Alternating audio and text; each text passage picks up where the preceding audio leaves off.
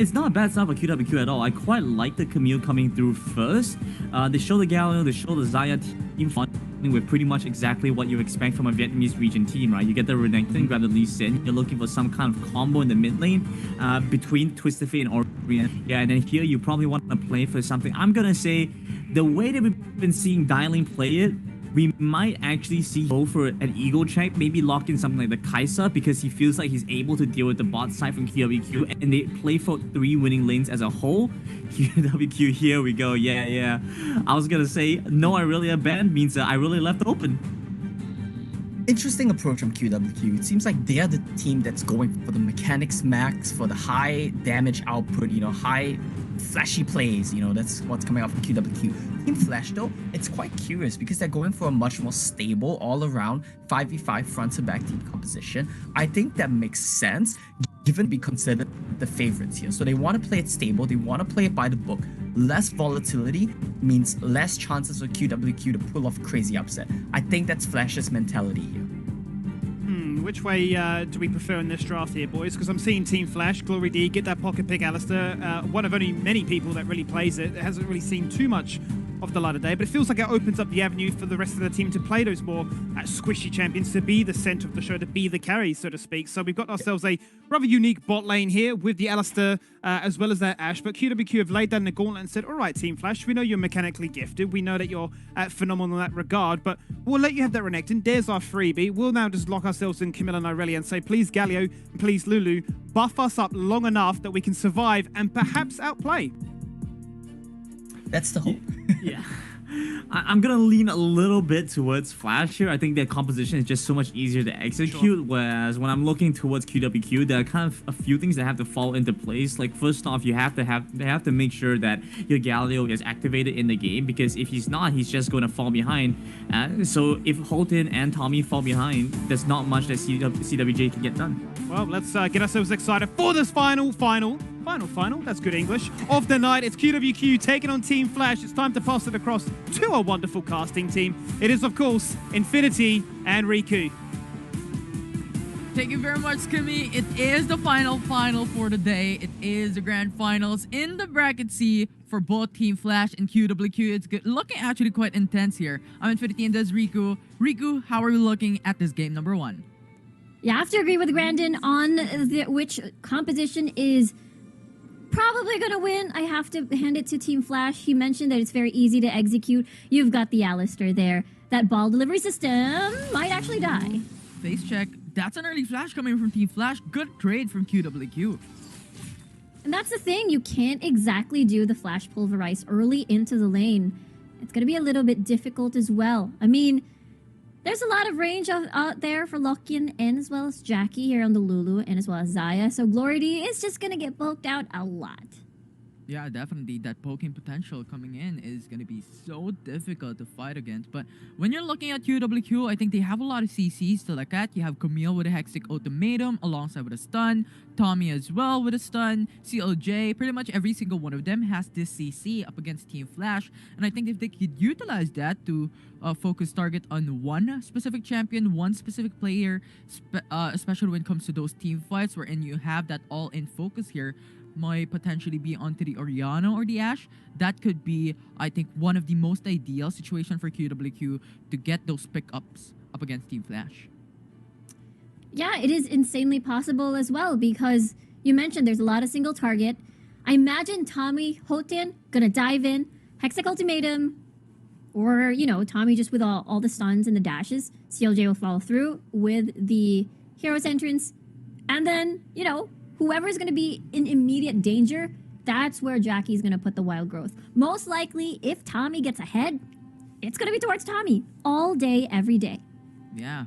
All day, every day. That looks like a quote there coming in. Because this is looking like a Game 4 or Game 5 series, if I may say. Team Flash is absolutely dominant in this bracket, but QWQ, we've seen their performance in the past days, and I think they're bringing in their A game for this game.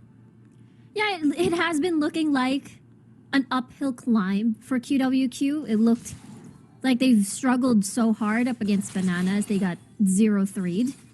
But then, they were able to exact revenge after that. And now the biggest test would be, Team Flash, is that Shy has been that stable rock at the top side. So whether or not QWQ recognizes that as a threat, we'll see if they will begin to like take action and pursue and propel Houghton here on this Camille pick. Yeah, and as you stated, that Camille is going to be a center here for QWQ. But speaking of the same team, when we talked about prior to this game number 1, we looked at Tommy. What do you think is going to happen here? As Tommy, I think, is also one of the key players for QWQ. The level 5. That is where it begins. Team Flash is a very big contrast because level 3 is incredibly strong. Renekton, Joyce here on the Lee Sin, they can create opportunities. They can fight in the Rift Scuttler. And that's the reason why Tommy in general, everybody else from QWQ is just avoiding that. But it will be a different story come level 5 because the Hero's Entrance will be available. You got that magic shield down as well. And the big knock-up to make sure to have that set up.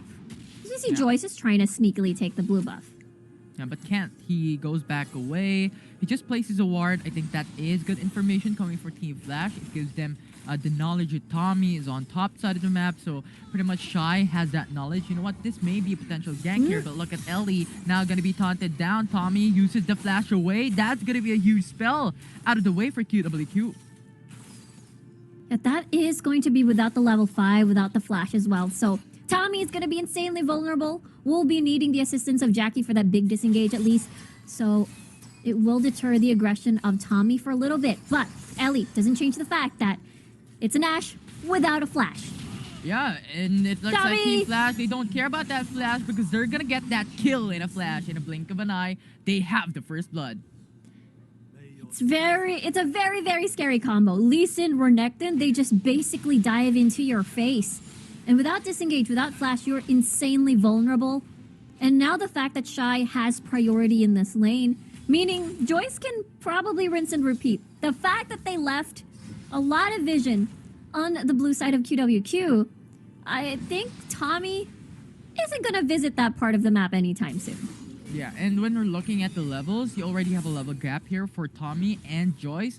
Well, this is expected. We have a Lee Sin jungler for Team Flash. We all know that this early game coming in from this jungler, from this champion, is going to be insane. But this level of playstyle coming from Team Flash is phenomenal. They taken that jungle invade, they taken the first blood, and I think that is the statement that Team Flash wants to make. We're going to be very aggressive this early game because we have this composition that opts to go for this early matchup against QWQ.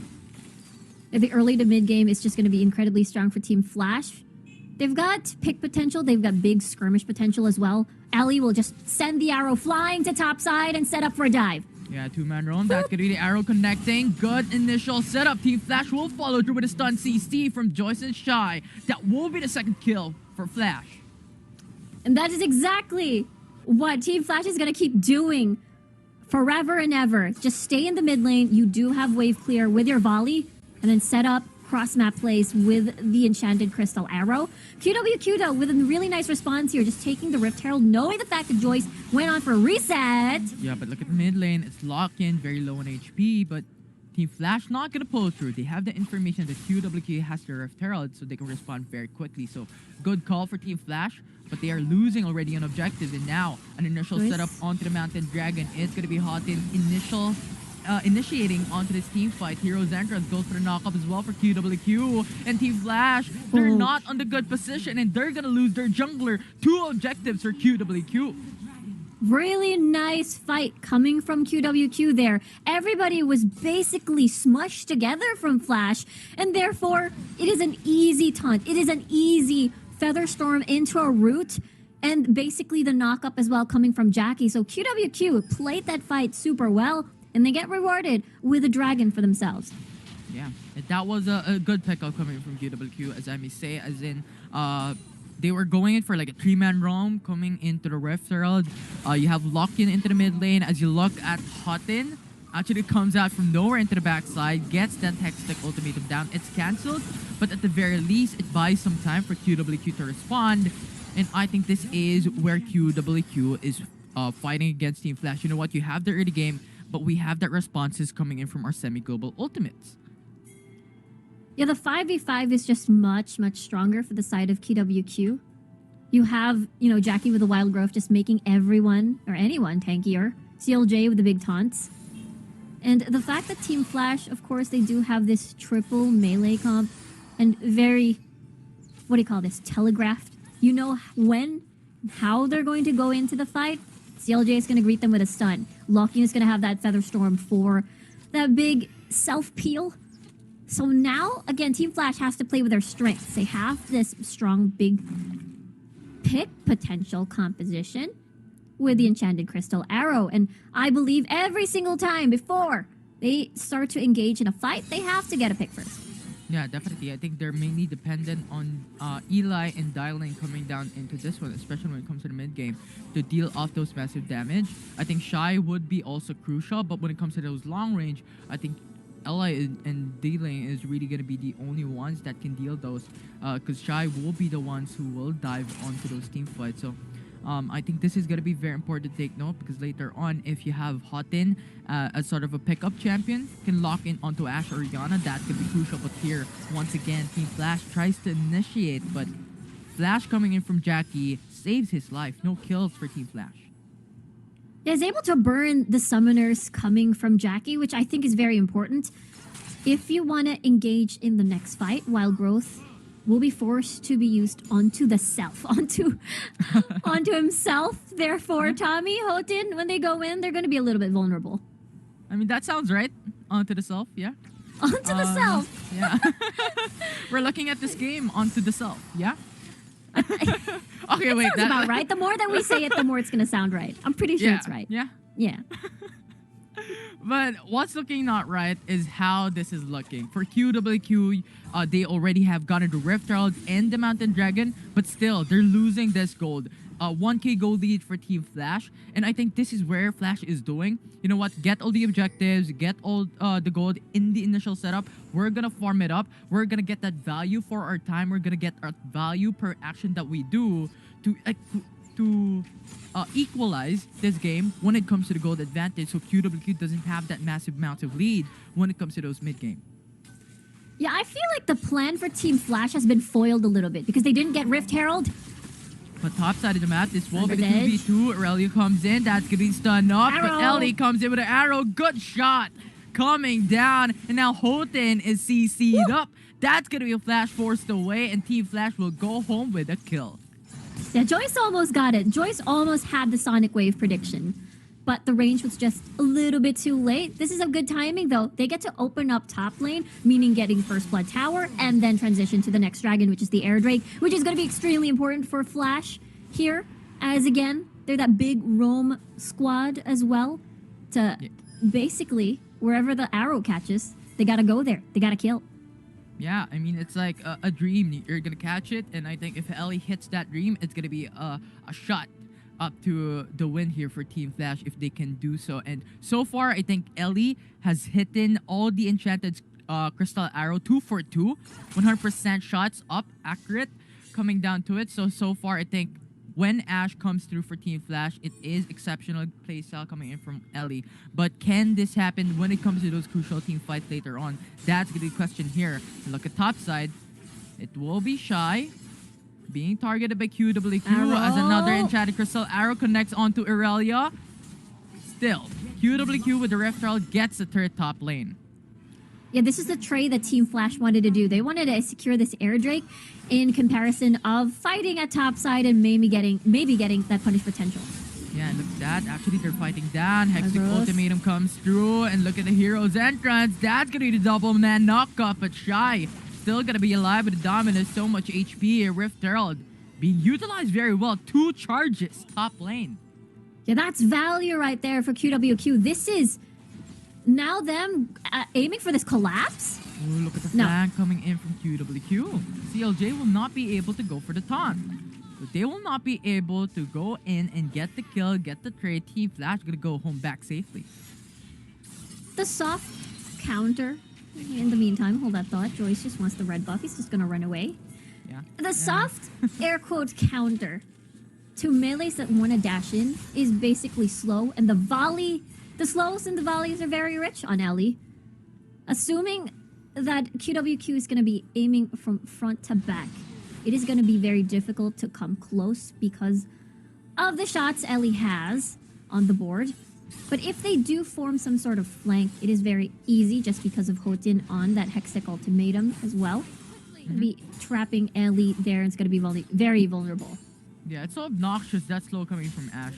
It slows down Irelia, pretty much slows down everyone, as you stated, and that delays how QWQ could play this out. And looking at the current state of the game here, QWQ currently, Mountain Dragon, even if they got a top lane turret, still, you have that 5k gold difference currently in favor for Team Flash, and it is looking great for Flash on how they are playing this game number 1. What do you think on how QWQ can bring this back in a huge deficit up against their enemy team? They do have the scaling in favor of Lockian, right? They have the late game Saya, and they have the setups coming from CLJ. Tommy as well. It's going to be very annoying. Going to be very painful once he dashes into the fight. We'll see though if a fight ensues here, as Team Flash just wanting to take the tower down. They might get poked out here though by the Ashe arrow, by the Ashe volleys. Look at the damage. It's slowly becoming painful. Tommy though, coming from the side. Jordi just peeled down his teammate. Good save coming in from there, but still, 4-man roam coming for QWQ. They're persistent, they're perseverant into the mid lane trying to defend, but it's so difficult with this huge tank on front lines and having Orianna and Ashe currently built up 2 core items in this game. Exactly. You've got Glory D ready to push back people. Anyone, Tommy or Hotin getting near. You've got the slows as well. Look at the damage. Looking so low from that siege. And everybody else coming from Team Flash were basically very healthy. And this is the scary part of the composition of Team Flash. They can just keep sieging. They can just keep poking with the volleys and use the Enchanted Crystal Arrow to anyone that goes near. Right now, we're seeing QSS being built for Lockian just for that purpose. Ooh, but look at here, into the jungle invade from Joyce. Stealing away the blue buff here. A good steal there from Flash. And I think this is the strategy that Team Flash wants to do. You know what? Let's have Alistar. This is something that is not currently being picked up consistently here in C Championships. But what we want to do is have a very tanky front line that can peel for both our ranged champions, because Lee Sin is going top split. You have Shy going bot split. So pretty much we have all-in pressure here. While QWQ, their only peel would be Hotin and CLJ. But the problem is, you have this consistent pressure from Team Flash into the mid lane, wherein they cannot just do that. But once again, now Team Flash engages this fight. That's gonna be Hero's entrance. Zones them away, knocks up onto Glory D. Lee Sin jumps through with a Sonic Wave. No kills will be done. QWQ is playing very, very safe. This is a very solid 4-man coming from Flash. And now, look at that. Joyce has enough space to get this Infernal Drake, no question. No contest whatsoever. Everybody's like half HP already. Dissonance plus the Ashe volley. It's perfect. You slow them for a slow, for everything to land, everything to hurt. Yeah, it's so much that Team Flash is doing currently up against QWQ, and as you stated, the Infernal Dragon has now been secured. No contest coming down as Hotin will be forced to back away once again as Team Flash pressures in bot lane. Hextech starts off for QWQ. Good kick. Actually cancels out. The lockdown, that's going to form that knockout from Wild Growth. And Joyce will be forced to back away. No kills. Only Glory D that will be the support for mid lane. Good trade for Team Flash. Oh, okay, sorry. I thought Joyce wanted more out of that fight. Exactly, that was still a support for a mid laner. At the end of the day, though, it still doesn't change the fact that QWQ is slowly losing the map control here as we get to see Team Flash slowly chipping away. And Shy basically winning the 1v1 from earlier, scaring away Camille, scaring away Hotin. Let's take a look at that again. You know, they wanted to get the tower. Joyce had the Hextech ultimatum there, but they weren't prepared. That was a really good wild growth coming from Jackie. So that basically forced Flash to just back away and respect that. Yeah, it saved Thomas' life. It was a 4-man knockup, but unfortunately, what we keep on pointing out consistently, constantly in this game, the pokes was there, which means that QWQ initiating that fight, they already have the HP disadvantage. which actually puts them at a huge deficit up against Team Flash to initiate that 5v5. And so far, Team Flash's pressure is consistent up against QWQ, and I think they're gonna push through with this right now. As the arrow connects onto Tommy, Hero's entrance will be forced away, but they're gonna go back. Yeah, that's an insanely great bait. No Hero's entrance, meaning the split push from Shy is going to be a complete 1v1. But Taunt? look at the root though. Would look at the taunt. That's gonna be CC chain onto Ellie, while Growth will be forced to the backside, coming from Shy, getting the kill down. Team Flash getting that pincer attack. Once again, another kill secured. Really nicely done. Coming from Team Flash here. They're very confident now into this matchup. The way that they wanted to get CLJ to burn out his Hero's entrance to make the Shy and Houghton a complete 1v1. No one can interrupt them at all. And now we'll see as Team Flash will slowly work towards possibly baiting out Baron or secure all the inner towers first before pursuing that. And now, though, at least many good news for QWQ. They've got vision over there, but at the same time, this is a big lead already. 10k gold lead with 2 dragons. Now look at Team Flash though, Enchanted Crystal Arrow connects onto one. That's gonna be knock up to follow through for Glory D. Sonic Wave to follow up. That's gonna be Stasis Zenchant, followed up by Tommy. Still gonna be alive, but not gonna be longer, as Team Flash gets the kill onto the jungler. And Baron Nashor is open, the inhibitor turret is open. Team Flash can go in pretty much every aspect of this game and try to get a lot of gold out of it. TP is now coming through into the bot side inhib turret as Houghton comes down, but he is gonna be CC chain, followed up. Houghton goes in for the hook shot to stay alive, followed up with the wild growth. But Team Flash is happy with an inhibitor turret and a kill. And that was too close. It was Jackie that basically used the wild growth just for that disengage, but it was Tommy who suffered. Tommy who suffered 20 seconds without the jungler, meaning Team Flash can just gain control over this Baron. Or, you know what? Let's just play to the Elder Drake. Get that true damage on the board here. And it's only 20 seconds on the clock. It is just Team Flash playing this very safely.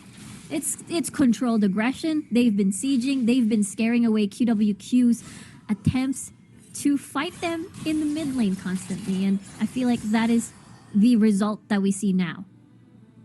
Yeah, it's just a consistent pressure coming in from the early game.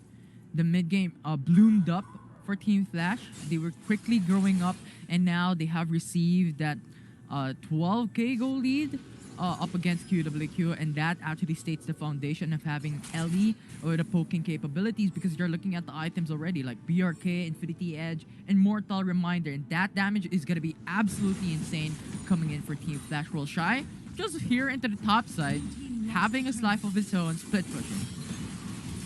That's a lot. They've got a huge item lead here.